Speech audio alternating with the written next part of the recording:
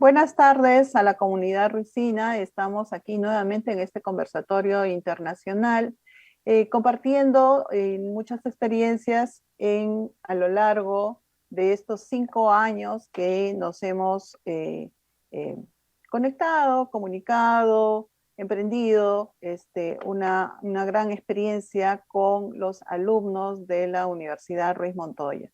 Bienvenidos también a todos aquellos profesionales, estudiantes, y profesores que nos acompañan el día de hoy, porque siempre es un buen momento para conversar acerca de la labor que tienen los medios de comunicación. En esta oportunidad nos encontramos con Juan La Rosa Fuentes, quien es doctor por la Universidad de Temple, ha sido profesor universitario de las universidades de Guadalajara, Temple y Teso. También es profesor a tiempo completo del Departamento de Estudios Socioculturales de ITESO y miembro del Sistema Nacional de Investigación.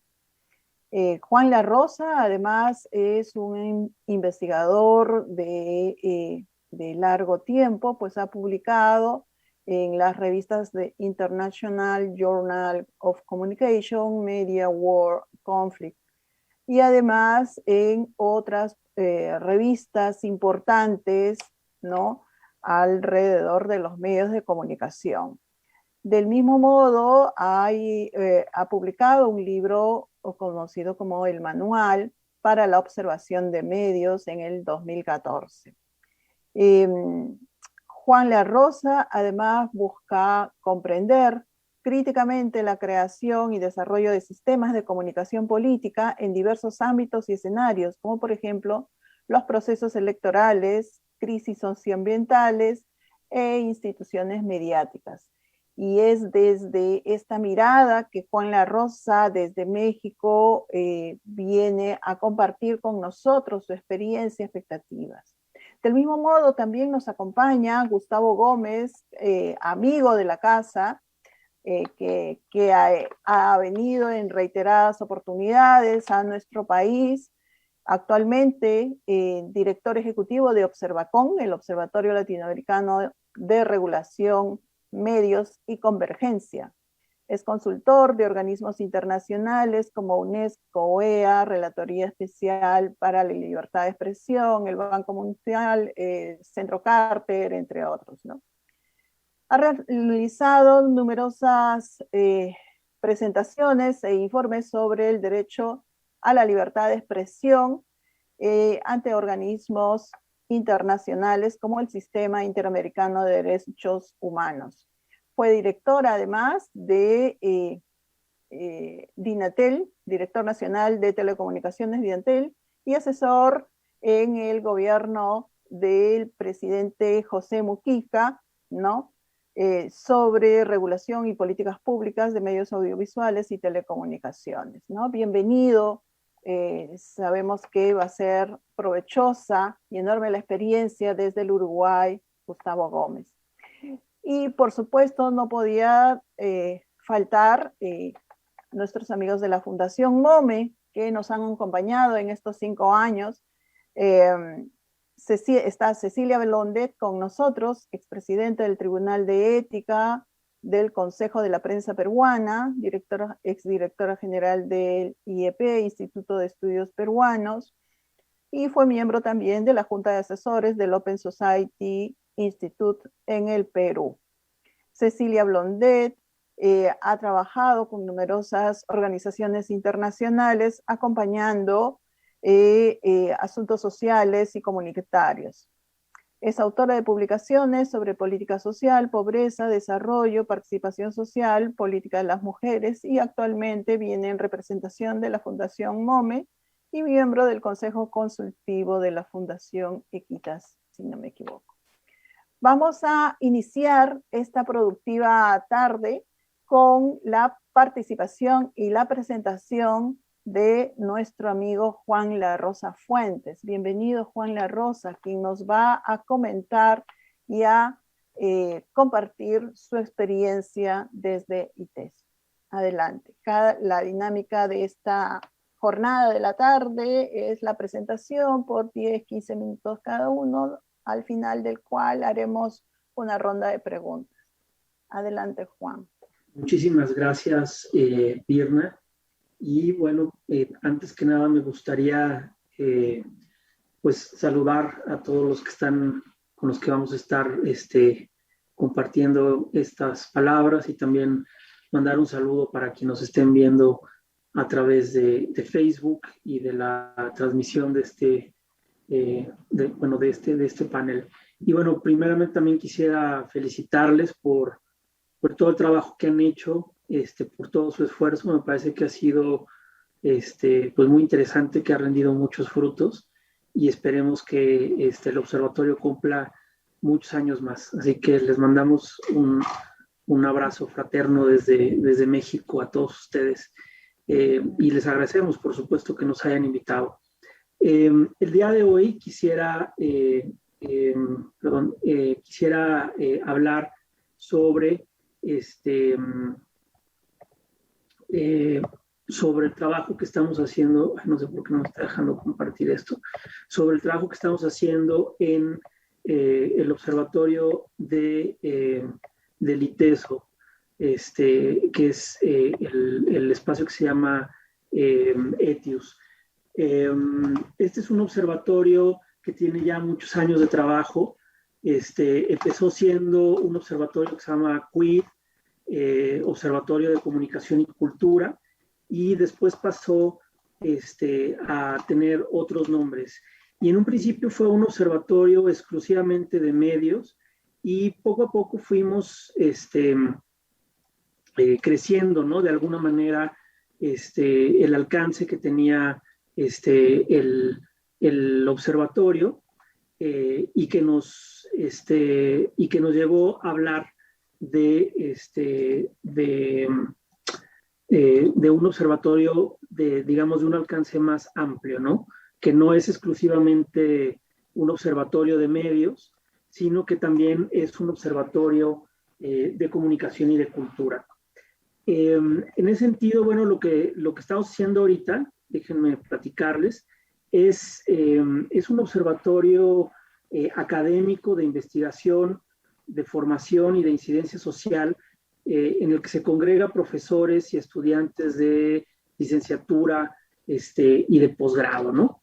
En este caso, ETIUS tiene, digamos, como su misión central es desarrollar conocimientos sobre comunicación, sobre cultura, a partir de investigación académica colaborativa y socialmente pertinente, ¿no? Para nosotros es muy importante este modelo en el cual podemos producir conocimiento a través de investigación que se hace aquí en la universidad, pero es un modelo en el cual tienen que estar participando definitivamente los estudiantes y profesores de la universidad. Es decir, no es como un club de Toby o como un club de Lulú nada más para investigadores ya, digamos, con larga trayectoria y demás, sino que nos interesa mucho que estén trabajando los estudiantes en las labores del observatorio. Y la otra es que sea un trabajo socialmente pertinente y localizado, ¿no? Nos interesa mucho influir en nuestra comunidad, en debates nacionales sí, pero sobre todo especialmente en debates locales en la ciudad de Guadalajara, en donde vivimos, que es la capital del estado de Jalisco, en debates sobre su sistema de medios públicos, sobre su sistema de medios comerciales, sobre el tema de la comunicación en temas socioambientales, sobre el tema de la comunicación audiovisual, sobre el tema de la comunicación política durante las elecciones, ¿no? Y bueno, el conocimiento y resultado de estos procesos de investigación académica dan pie para formular proyectos de educación formal y no formal, ¿no? Aquí en el ITESO, en la universidad, tenemos un observatorio de comunicación por cada uno de los 5 programas de licenciatura que operan aquí en el Departamento de Estudios Socioculturales. Es decir, tenemos un observatorio de comunicación en entornos digitales, tenemos un observatorio de publicidad, un observatorio de artes audiovisuales, un observatorio de artes y creación, un observatorio de gestión cultural y uno más de periodismo y comunicación pública. Además, en el observatorio trabajan estudiantes del programa de maestría, que es un programa de maestría en comunicación de la ciencia y la cultura, así como el programa de doctorado en estudios científicos sociales. Es decir, los estudiantes vienen a trabajar a este observatorio, ¿no? Pero además también tenemos procesos de formación, digamos, no formal, en el sentido de que históricamente también trabajamos con otras organizaciones y con otras comunidades, en donde hemos hecho, por ejemplo, talleres de educación para recepción en escuelas secundarias, en zonas marginadas de la ciudad. Hemos dado talleres de comunicación pública para algunas organizaciones y para movimientos sociales. Hemos colaborado con otras organizaciones que promueven el derecho a la información, como es AMEDI o como es Artículo 19. Trabajamos con organizaciones ambientalistas, ¿no? Como organizaciones que están en pos, por ejemplo, de cuidar el lago de Chapala, que es uno de los espacios en donde estamos trabajando el tema de comunicación socioambiental, etcétera. Entonces, ese es otro de los temas importantes del observatorio.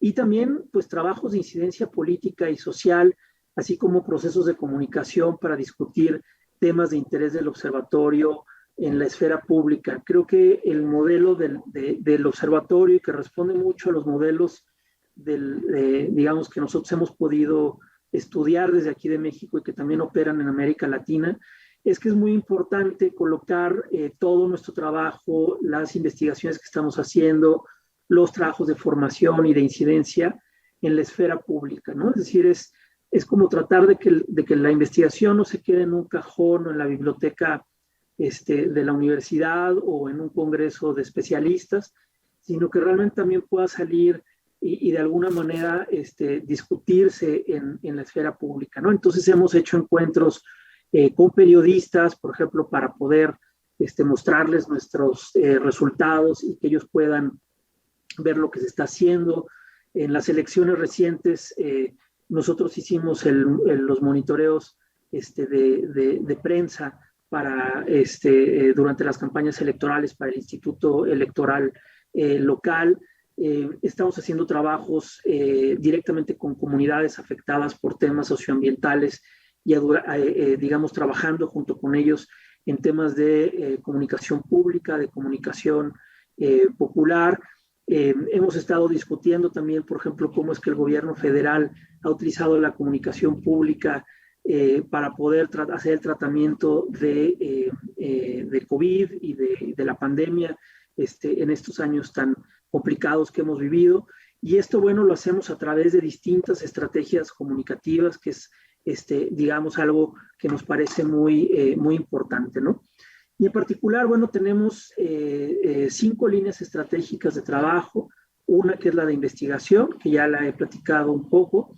Otra es la de formación, otra es de desarrollo tecnológico, que estamos buscando poder desarrollar cuestiones tecnológicas que nos permitan hacer nuestro trabajo de análisis sobre temas de comunicación y de cultura. Y finalmente tenemos la línea estratégica de comunicación y de vinculación, ¿no?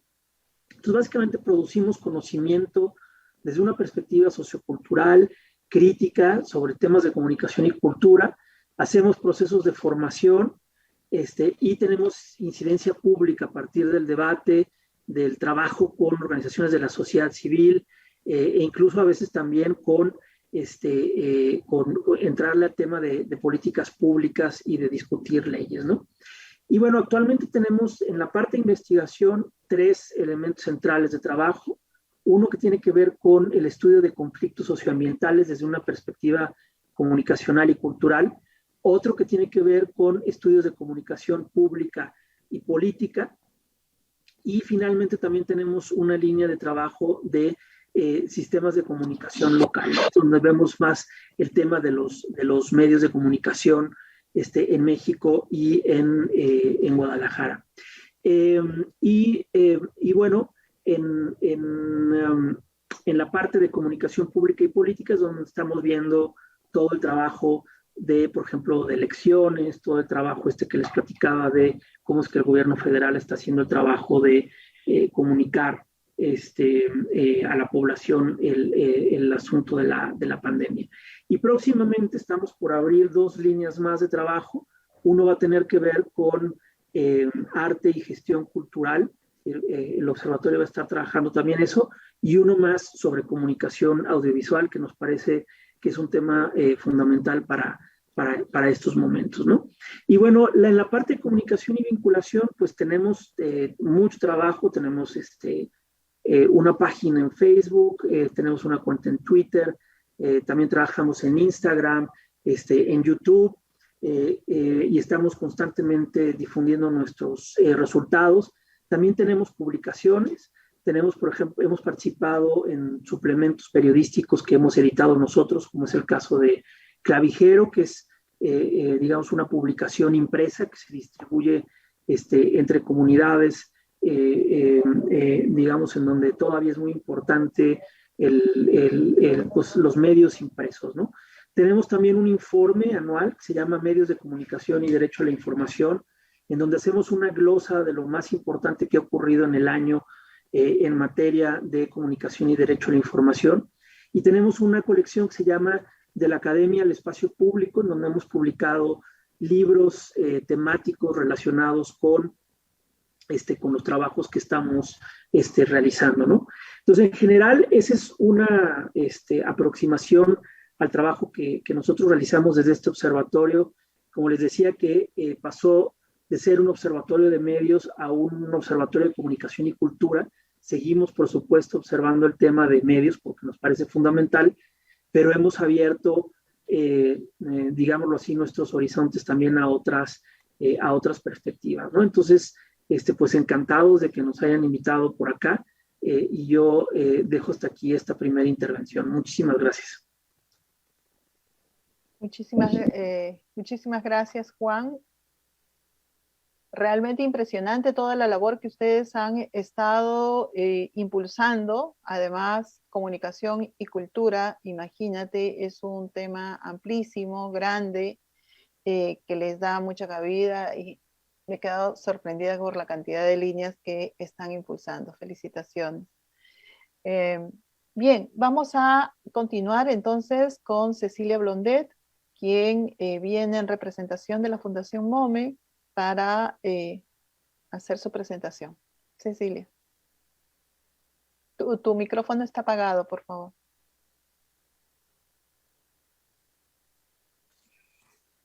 Muchas gracias, Virna, y muchos saludos a todos. Realmente felicitaciones por haber cumplido 5 años.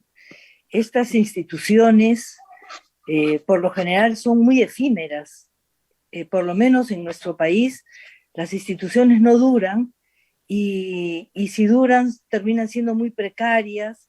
Y en cambio, en el caso del Observatorio de Medios de la Ruiz de Montoya, en sí misma es una institución que tiene una vida sostenida, sistemática, y creo que cumple una labor muy interesante en la universidad y en la formación de los periodistas. Para la Fundación MOME es muy importante el trabajo con el periodismo. Nosotros trabajamos con 2 grupos objetivos, con periodistas en la formación, en la capacitación, impulsando debates, trayendo gente que les promueva diferentes tipos de temáticas, y con maestros, porque nuestro objetivo en la Fundación es, primero, el fortalecimiento de la democracia, pero segundo, cómo hacer este fortalecimiento a través de temas de ciudadanía. En el caso de los periodistas, trabajamos básicamente el tema con la Universidad Ruiz de Montoya. Trabajamos en el observatorio, que pensamos que los periodistas cumplen una labor muy importante en la formación de la ciudadanía. y de la noción de ciudadanía. Y en el caso de los maestros, trabajamos con el Instituto de Estudios Peruanos y con ellos estamos trabajando una serie de libros para niños de primero, segundo y tercer grado que puedan desde la formación inicial tener elementos y instrumentos para el reconocimiento, para el entendimiento de qué es la ciudadanía. En el caso de la Fundación también trabajamos con otras instituciones, bueno, ya les dije del Instituto de Estudios Peruanos, con Idea Internacional, Cuestiones de Política, con la universidad, con RPP, que es la radiodifusora más importante a nivel nacional, y luego, por supuesto, con La República, que es nuestra casa matriz, que es el periódico que forma parte del conglomerado de la Fundación MOME.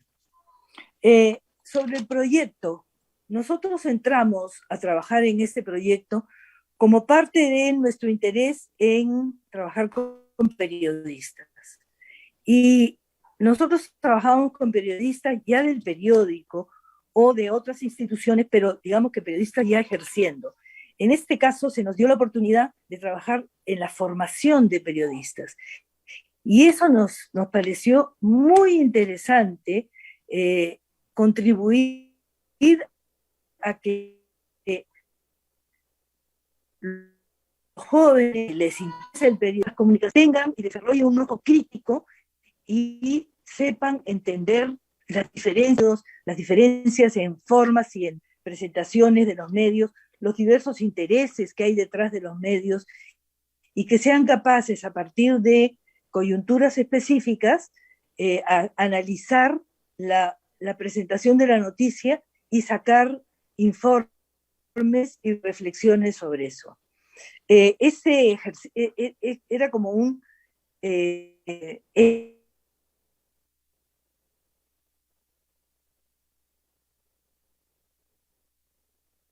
Uy, parece que se perdió.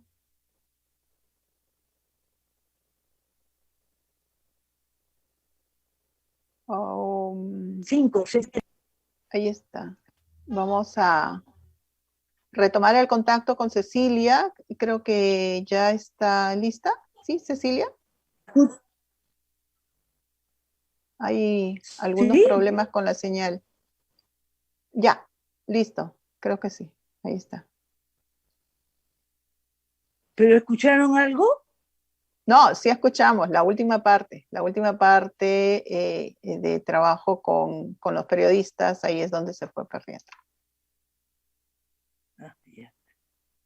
Bueno, pensamos que es muy importante trabajar entonces en la formación de jóvenes periodistas y en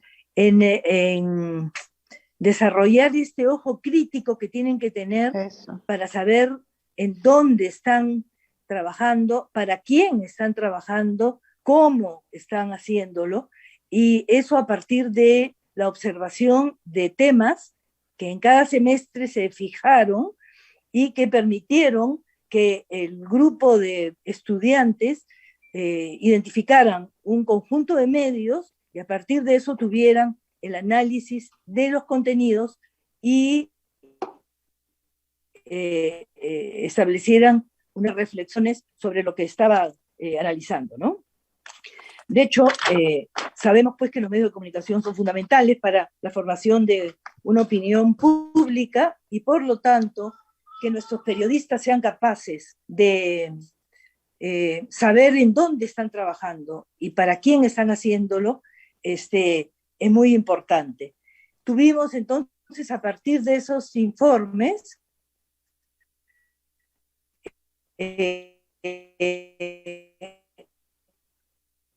discusión. La verdad es que duró, ¿no, Virna? Nos exigieron muchísimo, pero al mismo tiempo fue un muy buen ejercicio para los estudiantes el ver cómo los periodistas evaluaban el trabajo que habían venido haciendo.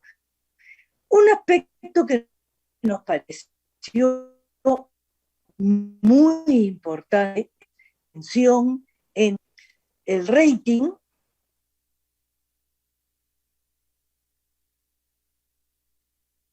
No.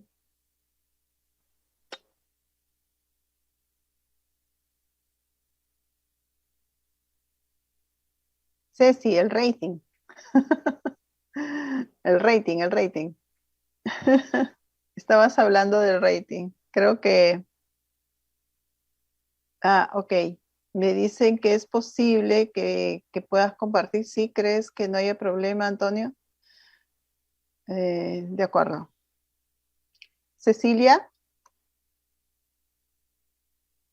creo que... no. Bueno, nos estaba comentando Cecilia Blondet la experiencia de acompañamiento desde la Fundación MOME y cómo se fue desarrollando la experiencia. Efectivamente, para los alumnos fue todo un aprendizaje, pero más que un aprendizaje es desarrollar ese ojo crítico, ¿no? Y en eso ha habido bastante riqueza en la característica de formación de los alumnos de la RUIS. Vamos a, lamentando este impasse que a veces nos surge con la conectividad, que no la podemos controlar, ¿no? Y que ya es parte, digamos, de estas rutinas. Vamos a continuar con Gustavo Gómez. Gustavo viene del Uruguay y él tiene una experiencia súper rica a través del Observacón que nos va a compartir también. Bienvenido, Gustavo. Tu micrófono. Muchas gracias, Virna. Es un placer y un honor estar acá en los 5 años del observatorio. Gracias por la invitación. En particular quiero saludar a Franklin Cornejo también, que ha tenido la deferencia de contactarme, pero a todo el equipo ahí. Sé que sin duda alguna son mucha gente y creo que ya se destacaba. 5 años, sostenerse 5 años ya en sí mismo es un logro enorme y demuestra el esfuerzo que hay detrás y además la necesidad de que ese esfuerzo continúe. ¿Quieren que dejemos a Cecilia, Virna? Que ya parece que Ya está. recuperó. Puede ser. Cecilia. O en la segunda ronda, los 5 minutos complementarios. ¿Sí, Cecilia? No se le escucha. En la segunda ronda, continuamos. Dale, termina. Ya está, Okay. Ya está. Ahí está. Mil disculpas, pero se me fue el internet. ¿Qué parte no te preocupes. Ok. Bueno, lo que estaba diciéndoles es que nos pareció muy interesante la tensión entre lo correcto, la noticia correcta, la noticia sobre valores, sobre levantando situaciones que sirven a la comunidad para formar una opinión pública ciudadana, etcétera, y lo que venden los medios. Uh-huh. Los medios quieren noticias que vendan, y por lo tanto, esta tensión entre lo correcto y lo que vende, el rating, es un problema muy serio en el cual hay que buscar el punto de equilibrio para llevar adelante la empresa, pero al mismo tiempo trabajar en el sentido de la comunicación en valores, ¿no? Esto es algo, por ejemplo, que vemos ahora, y en verdad se ven muy fácilmente. Los gobiernos esperan que la radio nacional sirva a los intereses de los gobernantes. En este momento en el Perú tenemos una situación muy típica de gobernantes que esperan que la radio nacional y que la radio y televisión nacional no los ataquen, sino que al contrario estén con ellos y levanten las noticias que ellos quieren que levanten.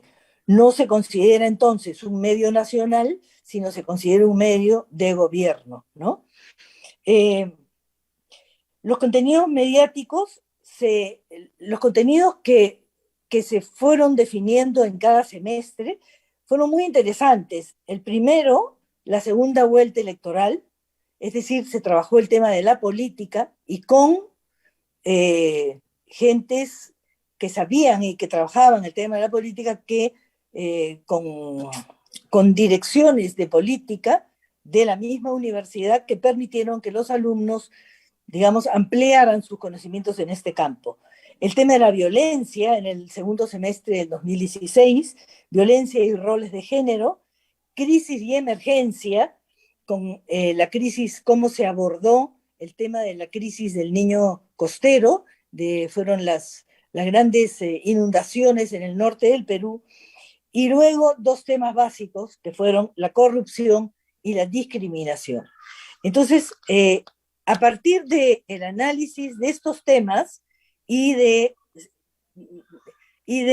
la revisión de los medios, se pudo hacer un trabajo sumamente interesante en esta asociación entre coyuntura y análisis del observatorio. Luego,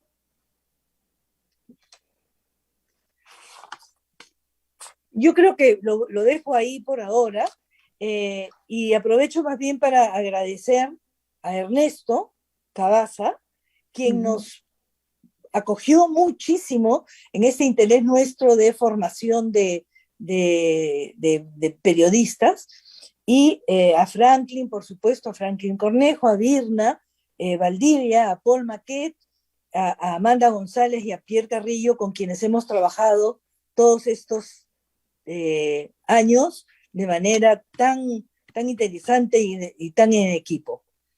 Lo dejo por ahí. Gracias, Cecilia, gracias. Agradecemos la deferencia. Continuamos entonces con Gustavo Gómez. Bueno, muy bien. Gracias, Virna. Bueno, ya cosas interesantes que aprovecho para la presentación de Observacom, pero observan, pero no solo observan, ¿no? Cualquiera de las dos experiencias hay un compromiso muy grande. La primera impresión que uno tiene cuando habla de observatorio es esa cuestión como parece pasiva, ¿no? Es un agente externo que solo mira de afuera. Y si uno ve lo que hace la Fundación, la MOME, o respecto a capacitación y a involucramiento con la agenda política, y Juan con Etius trabajando una serie de escenarios y espacios, pero además planteándose de manera muy clara y expresa la influencia, ¿no? Es decir, estamos ante experiencias que buscan tener un fuerte anclaje en fundamentos, es lo que le pasa a Observacom. Hay investigación, hay un trabajo de elaboración de fundamentos, hay de desarrollo profesional de las ideas, pero hay una vocación también de incidencia.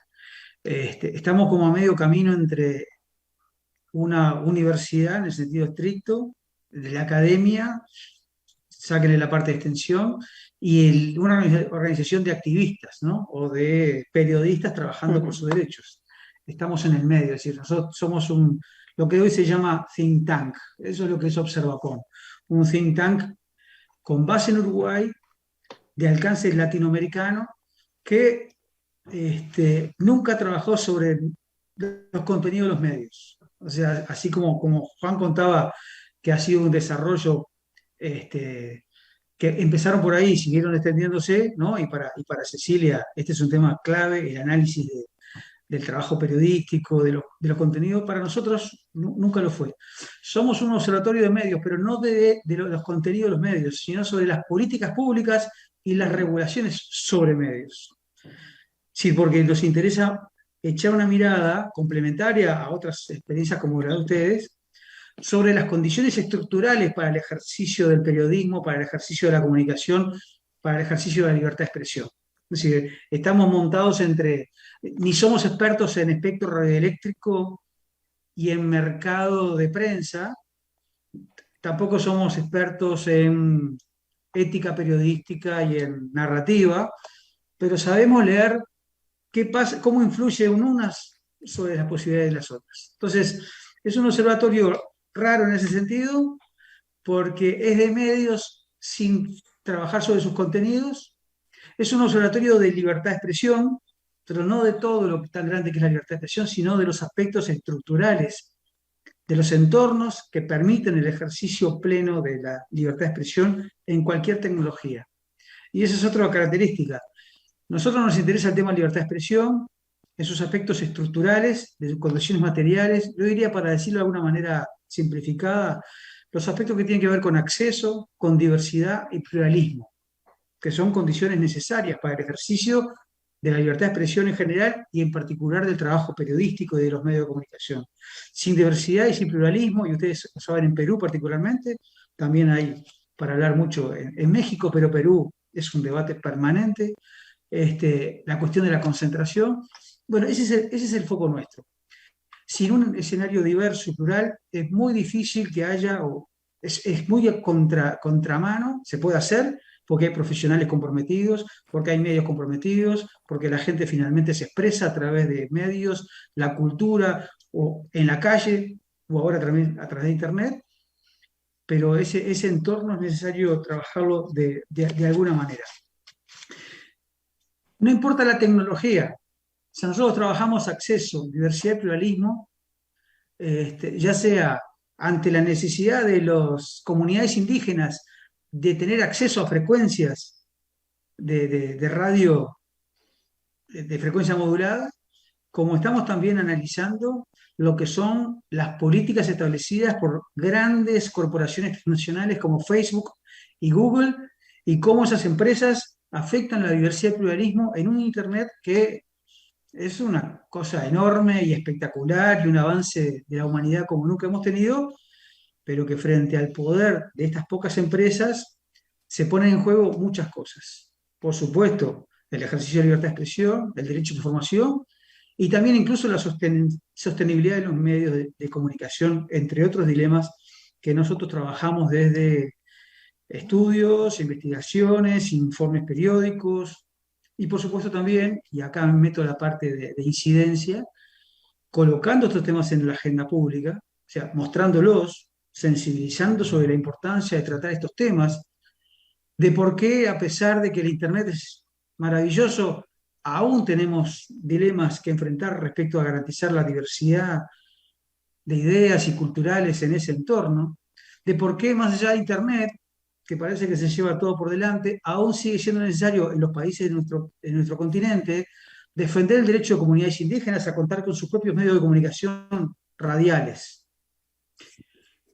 Hay que colocar esos temas, nosotros trabajamos en ese sentido y también tratamos de buscar las soluciones. O sea, no es un observatorio para pasar las malas noticias, también las buenas prácticas, también las buenas experiencias, y cuando hay problemas, tratando de proponer soluciones, en forma de recomendaciones, siempre fundadas, comprometidas, en torno a valores de derechos humanos, en torno a estándares internacionales de libertad de expresión, pero también propuestas. Es decir, no nos gusta quedarnos en solamente la fotografía y el diagnóstico, sino también tratar de colaborar presentando propuestas, planteando perspectivas, y no solamente lágrimas y llantos y quejas, que por supuesto que sí tendremos en América Latina para eso, pero nosotros queremos ponerle ahí un plus.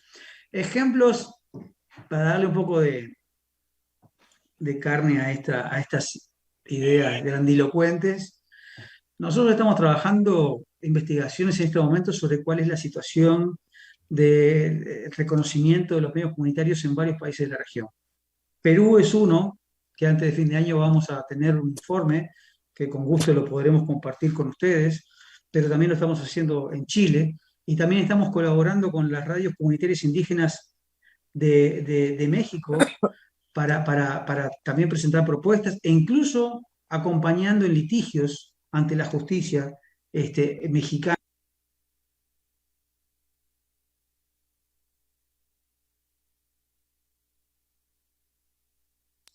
la propia ley de radio, la propia ley federal de telecomunicaciones y radiodifusión.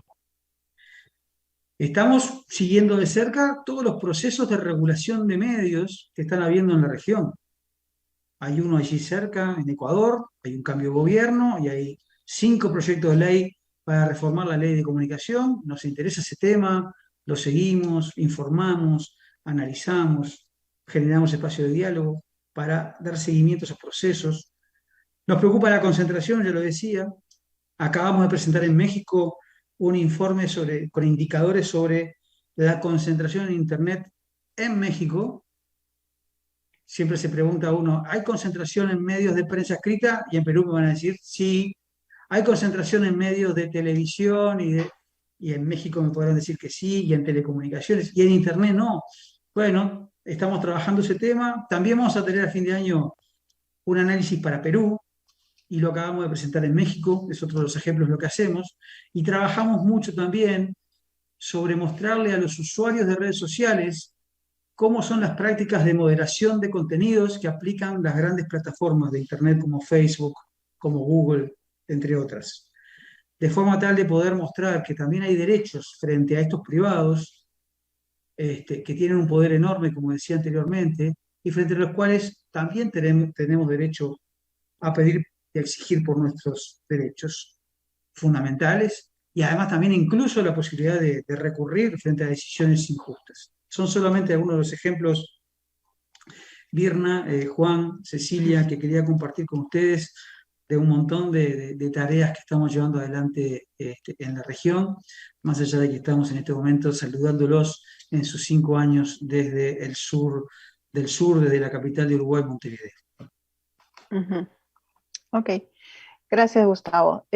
Bueno, estamos recibiendo algunas preguntas todavía quienes no nos han podido alcanzar, pero aquí yo me gustaría adelantarle algunas inquietudes a partir de las presentaciones que ya nos han adelantado, ¿no?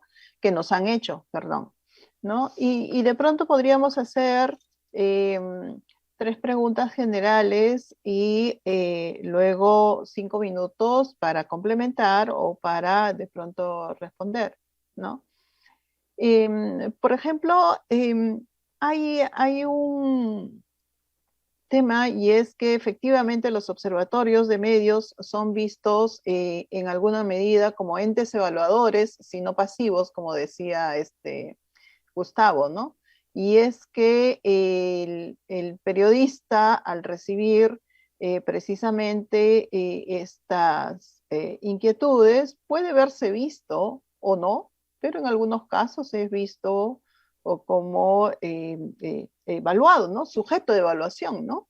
Entonces, o enseñarle a hacer periodismo. Y entonces, ¿cómo desde su experiencia ustedes han manejado esa situación para justamente avanzar en el proceso de incidencia que bien han descrito y han manejado, ¿no?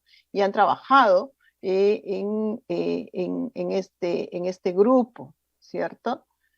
Luego también nos hablaba, ¿no? Nos hablaban, hay un factor común alrededor de esas experiencias, y es la contribución al fortalecimiento de la democracia. Entonces, sería interesante, de pronto ya son, a ver, verdades evidentes, pero creo que no está de más remarcarla, ¿no? Y es la vinculación con la democracia. ¿Cómo es que a partir de este ejercicio se contribuye o se fortalece a este ejercicio democrático que va más allá del voto cada 5 años, ¿no? Porque muchas veces está vinculada a la democracia con el ejercicio del voto, no necesariamente, ¿cierto? Y yo creo que esta es una buena experiencia en la que ustedes han desarrollado y que está aportando a ese ejercicio democrático, ¿no? Gustavo nos ha dejado varias inquietudes provocadoras, ¿no? Y nos dice él que es posible mirar cómo influye unas sobre las otras, cómo influyen las estructuras, ¿no? En el ejercicio de la libertad de prensa, si no lo entendí mal. Entonces, de pronto, ahí nos puede dar algunas pistas, algunas líneas que nos ayuden a mirar luego, a extrapolar, ¿no? Luego de esta... luego de esta pincelada grande, gruesa, y que nos genera varias preguntas provocadoras o varias inquietudes, ¿no? El hecho de mirar diferentes puntos críticos, si se quiere, ¿no? O cuellos y botella, son esto de la desconcentración de los medios, ¿no? O cómo se amplía no es que cómo, pero efectivamente existe la concentración y el acaparamiento del espectro radioeléctrico, cómo la comunicación efectivamente nos está aportando a la descentralización comunicacional, ¿no? Al fortalecimiento del desarrollo local, que es una gran deuda en la mayoría de estos marcos normativos sobre las comunicaciones en general, ¿no? Y este nuevo tema que es el Internet. Yo sé que muchos de ustedes ya han estado explorando sobre el asunto. Hoy hacemos investigaciones generales, ni siquiera así, abuelo de ojo, a buen ojo, vemos que efectivamente el mayor consumo de información se da por las redes sociales. Entonces, un gran tema es cómo seguimos las redes sociales, ¿no? Cómo monitoreamos esta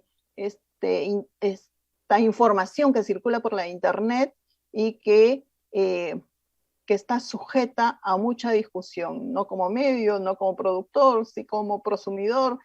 Hay mucho debate alrededor de ella, ¿no? Entonces, de pronto, esos podrían ser algunos puntos que nos podrían compartir. Yo sé que ha sido grueso, abundante, pero de pronto ahí sí nos ayudan a dilucidar en esta ronda para complementar la presentación que muy bien han adelantado. ¿Por dónde empezamos? ¿Por quién empezamos, mejor dicho? Dale, Juan. Hola, Virna, muchas gracias. Bueno, yo quisiera retomar un poco el hilo sobre el tema de los observatorios y los periodistas. Ese ha sido un tema que a mí me ha interesado mucho personalmente y que también hemos trabajado desde el ITESO en otros momentos. Y ciertamente es una relación complicada, es una relación ríspida, ¿no? Nosotros tenemos trabajando desde el 2008 y hemos tenido como distintas experiencias y distintos acercamientos. Y yo creo que de lo que podría comentar, de lo que nosotros hemos aprendido es que, número uno, siempre tiene que haber comunicación. Es decir, creo que no se pueden romper los puentes de comunicación con los periodistas, porque eso sería simplemente distanciarse pues de una serie de actores muy importantes y que en términos de una perspectiva democrática, sobre todo republicana, pues habría que mantener el diálogo todo el tiempo para seguir construyendo pues ideas, ¿no? Relaciones, aunque estas sean ríspidas.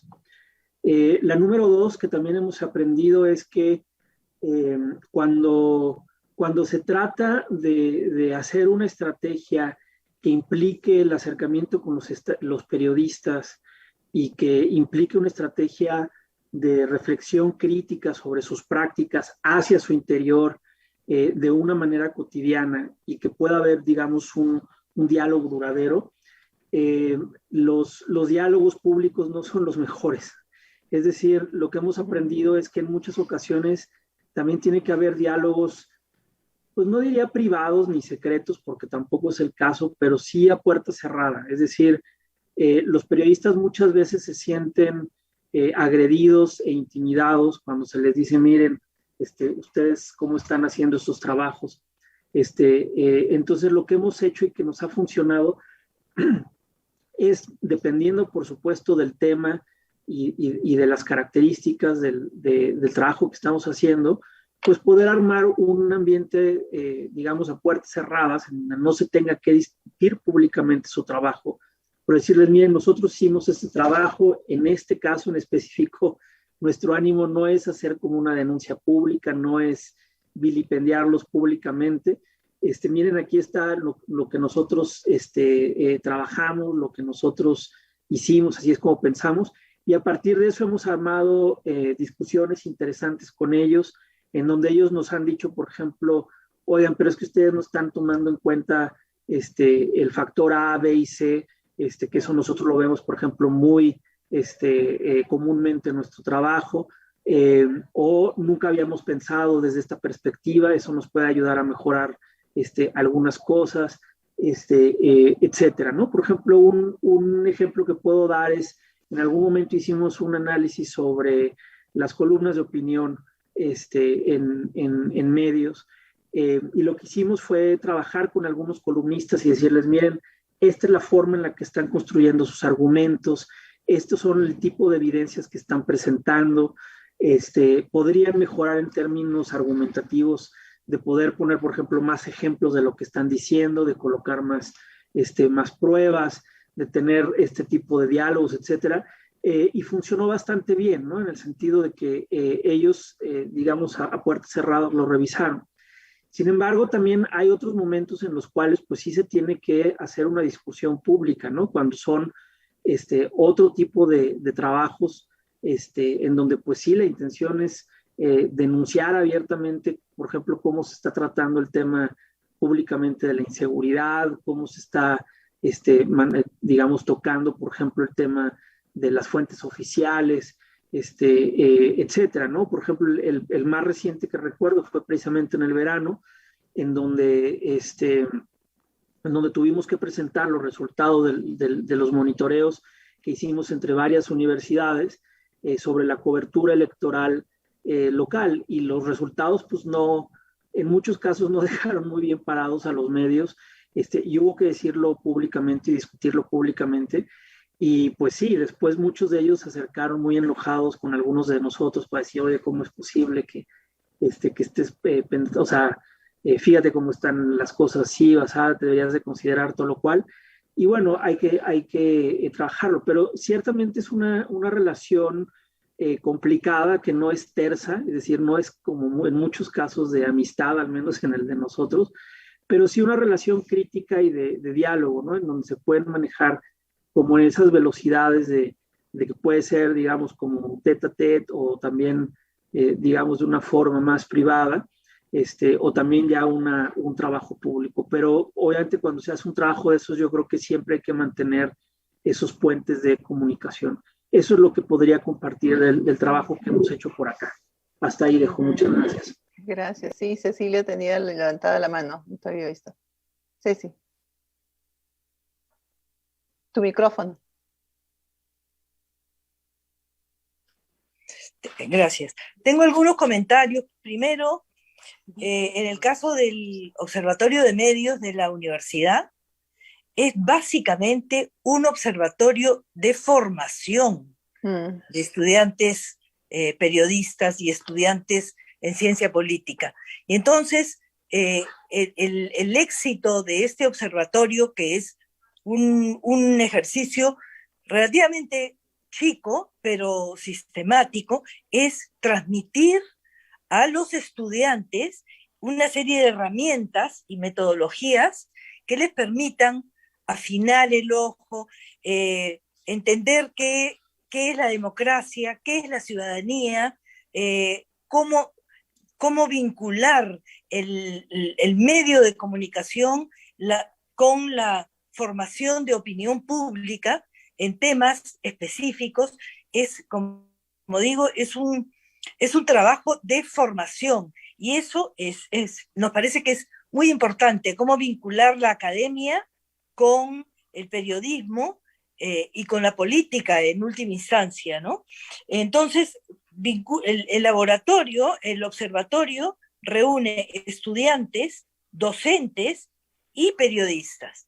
En el caso de los periodistas, me parece que también es muy importante señalar que, tal como nos ha dicho Juan, el observatorio hacía reuniones con periodistas, pero reuniones cerradas, no eran abiertas al público. Y ahí es donde se dieron debates muy interesantes, en los que en muchos casos salió este tema, como dije, que a mí me parece muy relevante entre lo correcto y el rating, y lo que me interesa sacar. Pero por otro lado, los periodistas también nos hicieron saber que les parecía muy importante la reflexión, hacerlos reflexionar a ellos sobre su trabajo. Es decir, a partir del observatorio, los periodistas pudieron generar debates entre ellos sobre cómo se leía y cómo se consumía la noticia, ¿no? Eso nos pareció importante. Y finalmente, la pandemia nos ha hecho saltar un tema que, si bien era un tema que estaba ahí en la mesa, nunca se discutió. Primero, me refiero al Internet. Esta relación entre el Internet y la educación virtual ha desnudado un tremendo problema en nuestro país frente al manejo tan arbitrario de la tecnología. Cantidad de alumnos, de niñas y niños se quedaron sin educación porque la educación se hizo por la vía de Internet y no llegó el Internet, o tenían que subir a lugares tan casi inaccesibles para conseguir un poquito de señal, que finalmente muchos abandonaron, y entonces la deserción educativa ha sido brutal.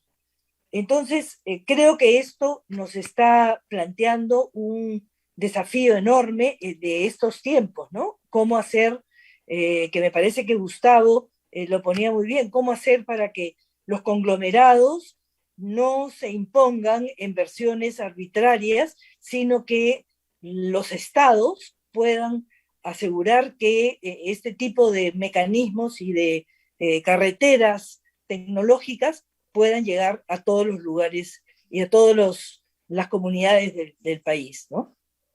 Eso es. Bueno, me sumo a contestar. Yo, como saben, no, lo he dicho, no trabajamos sobre medios y sobre desempeño periodístico, pero digamos, entiendo, hemos reflexionado sobre esas tensiones que se hablan, y de alguna manera también lo tenemos en todas las áreas de actuación. Sí, porque a nadie le gusta que le hagan una crítica, sea un periodista, el dueño de un medio o una empresa internacional de Internet. Yo creo que la única cuestión, puede haber distintas herramientas, efectivamente, para algunas cosas es necesario mantener espacios de diálogo cerrados, pero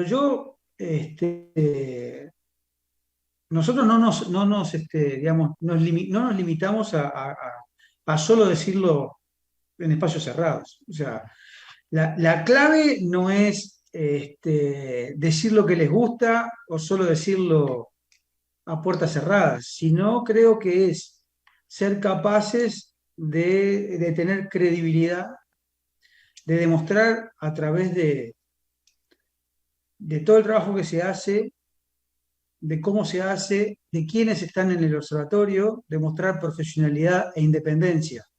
Yo más bien pienso en la credibilidad, en la independencia y en la profesionalidad. Aún con eso, sin duda alguna, hay tensiones y hay gente que no le gusta que le critiquen. Y ahí también, seamos claros, mucho corporativismo. El periodismo no es la única, la única de las, no es el único de los ejemplos en ese sentido, pero también lo es. Y cuesta mucho, y se, digamos, estigmatiza con esa frase de hacer periodismo de periodistas a esfuerzos legítimos, profesionales e independientes, que lo que buscan es aportar elementos para una mejor libertad de prensa y una libertad de expresión. Y eso a veces pasa por marcar deficiencias, marcar malas prácticas, marcar problemas de ética.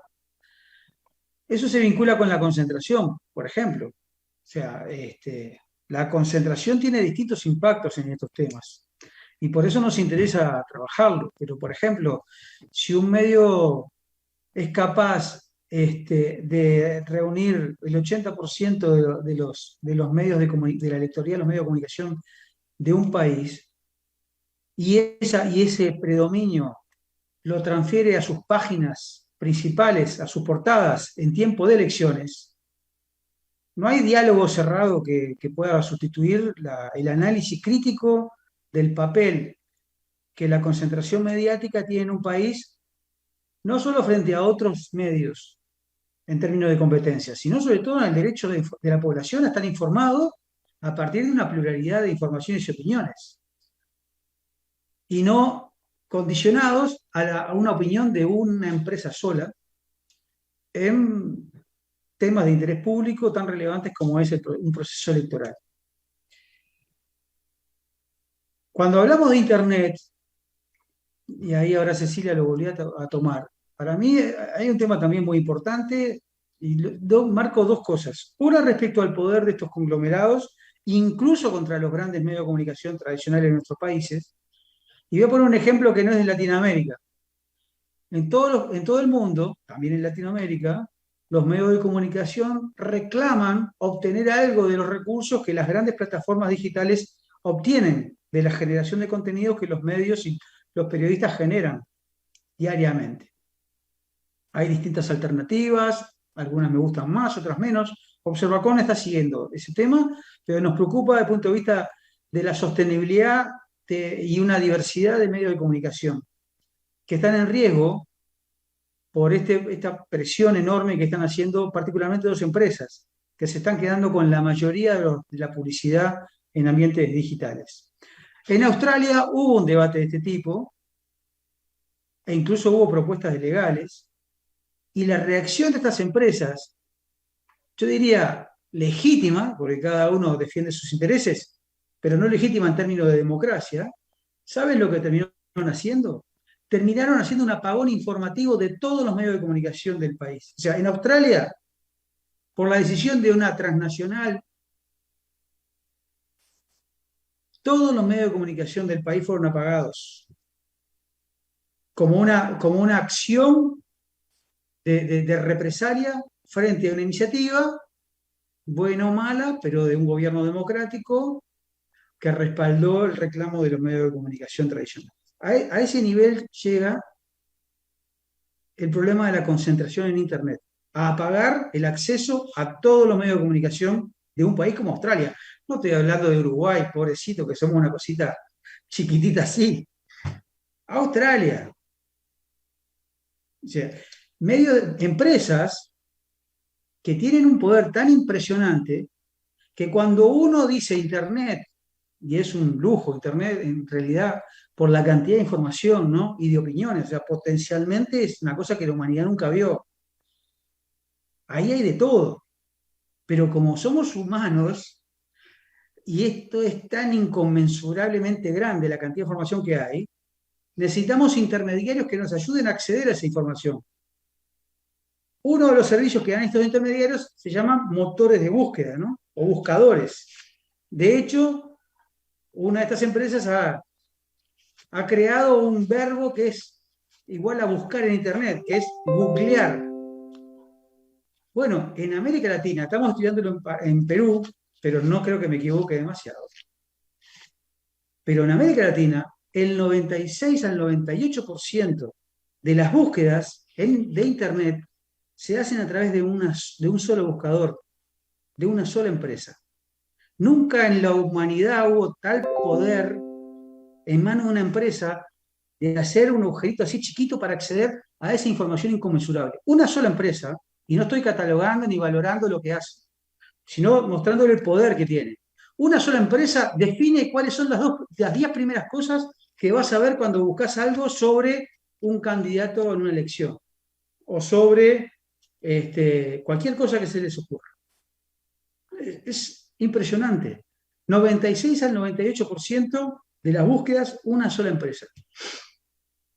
Ese es un tema que impacta a la democracia, sin duda alguna, además de montones de derechos fundamentales.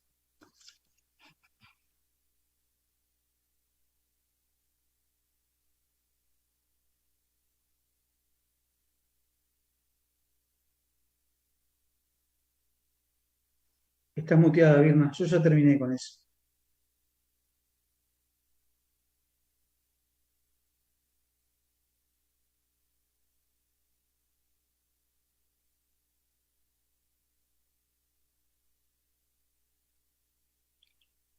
Me pareció que terminaste, Gustavo, me pareció que ibas a continuar. Sí, o sea, preguntaste muchas cosas más. Disculpa si no contesto todas, pero me pareció que No, no, no, no. ya estaba hablando demasiado. Así que sí, terminé. No. Tengo también un pequeño desfase para variar, que no me permite seguir en línea. Bueno, ciertamente los temas son amplios. Hay tres entradas aquí que nos acompañan, ¿no? Y estas tres entradas conviven muy fructuosamente, ¿no? Una desde la formación, es decir, el acompañamiento a la formación universitaria, ¿no? Y cómo en ese sentido los alumnos van desarrollando la expertise en periodismo, pero además aprender a automirarse, que eso es complicado a veces, ¿no? Aprender desde ya el entrenamiento cómo el periodismo también es visto desde fuera, ¿no? Entonces, eso es bastante interesante cómo ha promovido la Fundación MOME. Tenemos otra mirada, por eso digo que son tres miradas complementarias bien fuertes, ¿no? Donde el observatorio es de comunicación y en ese sentido es amplio, ¿no? Es enorme en el sentido de cómo nos permite mirar no solamente los medios, el periodismo en concreto, sino nos permite mirar la comunicación pública, que es otra gran especialidad, y la comunicación política, ¿no? Y esa convivencia para la incidencia público-política, ¿no? Y esta otra mirada en la que desde la investigación Gustavo nos alerta sobre diferentes nodos que ya están saltando, ¿no? Diferentes puntos que están saltando en esta discusión sobre el acaparamiento, ¿no? De las empresas de Internet o el acceso, ¿no? Al Internet. Ya no solo es acceso, ¿no? Sino también se trata de otro problema mucho más complejo que tiene que ver con la misma, con el mismo empresariado, ¿no? Esto nos ayuda a mirar estos diálogos en confianza, como bien han llamado ustedes tácitamente, ¿no? Y es estos diálogos en confianza sobre un tema tan delicado como es la libertad de expresión. Un tema tan delicado que es tan susceptible de mirarlo entradamente como es la libertad de expresión, ¿no? Discutir ya mismo sobre los marcos normativos alrededor de las leyes, ¿no? De medios de comunicación o leyes de comunicación en otros ámbitos. Es un tema sensible, ¿no? Entonces, ¿cómo desde sus especialidades, como desde el trabajo cotidiano que vienen haciendo, nos van aportando en eso? Y también yo les pediría, como ya estamos casi en el cierre, como un cierre final, ¿no? Como una rueda con la cual ustedes querían dejar, ¿no? En el público que nos está acompañando ahora. A manera de cierre. Empezamos, Juan. Claro que sí. Muchas gracias, Virna. Mira, brevemente sobre lo que comentas con respecto a la libertad de expresión, pues hemos hecho distintos proyectos de investigación, de divulgación, de discusión sobre lo que está pasando en México y en nuestro estado específicamente, que es el estado de Jalisco y la ciudad de Guadalajara. un proyecto en específico que les podría compartir. Es este informe que les comentaba, que publicamos todos los años. Acabamos de enviar ahorita a la imprenta el informe 2020, y en este informe pues documentamos todas las violaciones a la libertad de expresión que nosotros documentamos. Y algo que podría decir en términos de lo que está pasando en México, creo que en donde hay, digamos, un foco rojo es en el trabajo de los periodistas. Pasamos de un siglo XX semi-autoritario en términos de libertad de expresión en México, en donde el Estado tenía no un control total, pero sí un control fuerte sobre la prensa y sobre los periodistas, que se fue desvaneciendo en las últimas décadas y que con la transición de partidos cambió completamente. Creo que actualmente los periodistas tienen una gran libertad en términos de lo que se puede publicar o de lo que se puede decir o no con respecto a los temas políticos.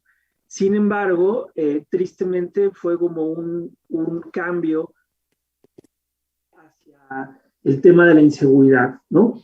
En la última década, México, en los lugares del mundo, algunos años en el primer lugar de periodistas asesinados, incluso comparado con periódicos, con países que están en guerra formal, por así decirlo, que nosotros tenemos como una guerra esparcida en ciertos puntos del país.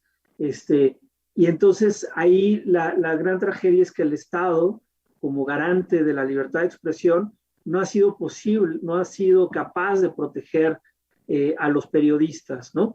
Y vemos por un lado que grupos criminales están atentando en contra de la vida de los periodistas, pero al mismo tiempo que algunos de o más bien los gobiernos locales son también una fuente muy importante de represión hacia los periodistas, ¿no?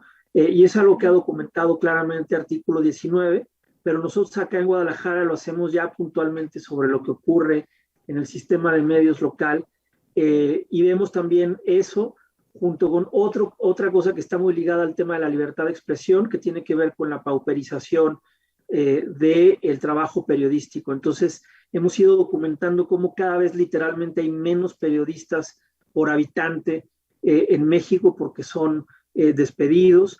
La edad de los periodistas cada vez es más baja, es decir, se da el fenómeno que se ha descrito como el de puerta giratoria, es decir, que son carreras muy cortas las de los periodistas por los bajos salarios, las pocas prestaciones y demás. Entonces creo que el foco rojo de la libertad de expresión en México está en esos dos elementos del trabajo periodístico que acabo de describir y que nosotros hemos buscado documentar desde distintas formas. Y bueno, yo con esto cierro la participación. Agradezco mucho la invitación. Me encanta poder escuchar qué es lo que se está haciendo en otros países, en Uruguay, en Perú, y también, bueno, sé que la experiencia de Observacom en realidad es regional, continental. Entonces, eso es muy interesante porque da cuenta de la diversidad de cosas que estamos haciendo y también al mismo tiempo de los problemas y temas que compartimos. Y pues les agradezco mucho la invitación y les deseo una larga vida a su observatorio y espero que podamos estar aquí celebrando en algunos otros años más adelante y luego encontrarnos en vivo en algún lado. Muchas gracias. Gracias, Juan. Cecilia, por favor. Tu micrófono.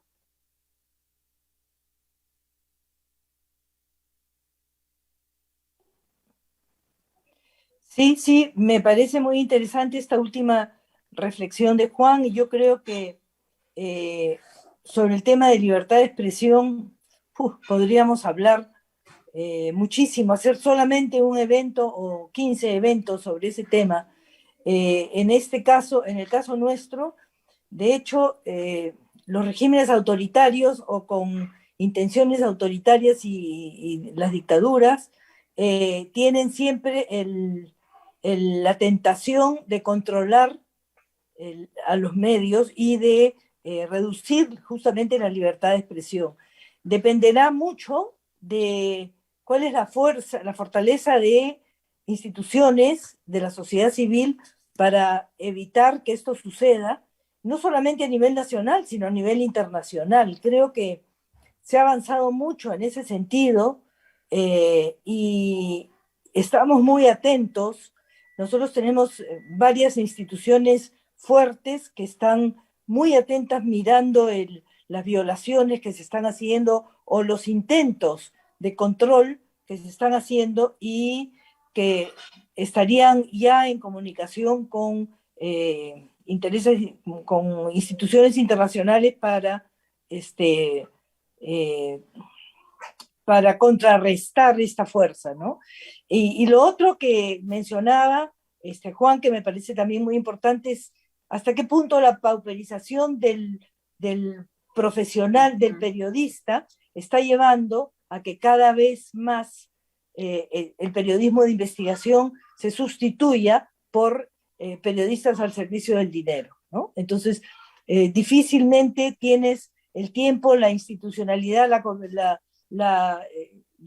el respaldo para hacer periodismo de investigación, el tiempo, y en cambio, si quieres vivir de periodista, tienes que ponerte al servicio de el capital local, que no tiene que ser además el gran capital, pueden ser los capitales locales que justamente están listos para, al entrar a la política, comprar a sus periodistas y hacer a partir de esta relación perversa la campaña y luego la contracampaña de quienes quieren, en fin, atentar contra sus posiciones, ¿no?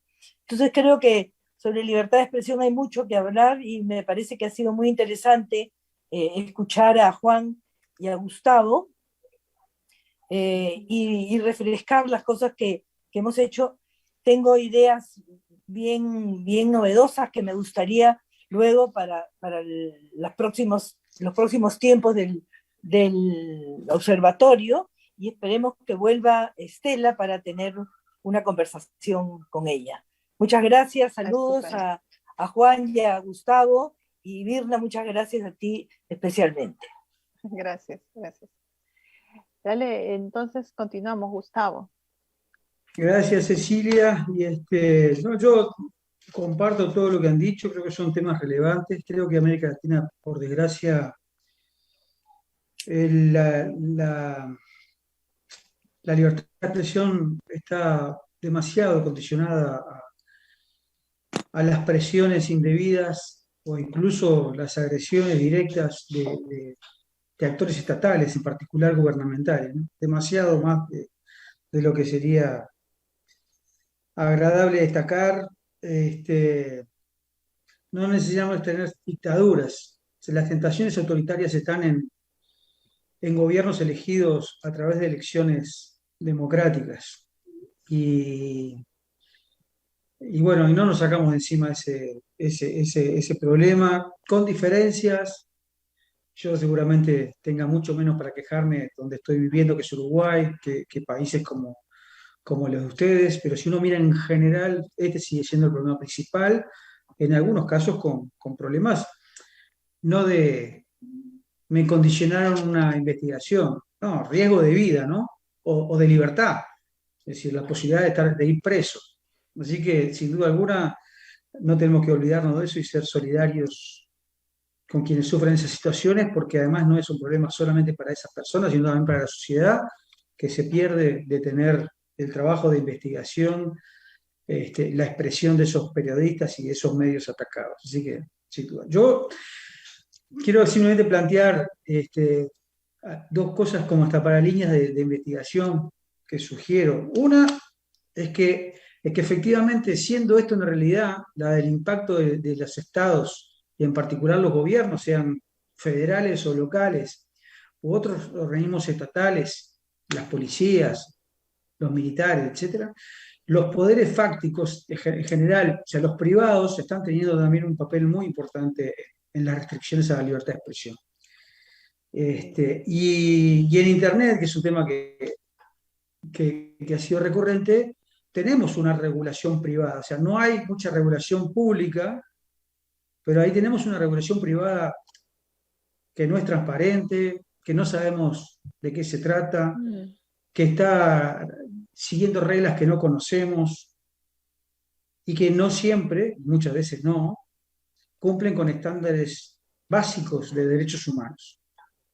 En espacios que hoy se han convertido en espacios públicos, de deliberación pública, y que están regulados fuera de nuestras fronteras soberanas por empresas que el único fin que tienen es el lucro. Entonces yo creo que esta cuestión de la afectación también de gobierno, pero también de privados, en el discurso público debe empezar a formar parte de la atención nuestra, porque es un fenómeno creciente.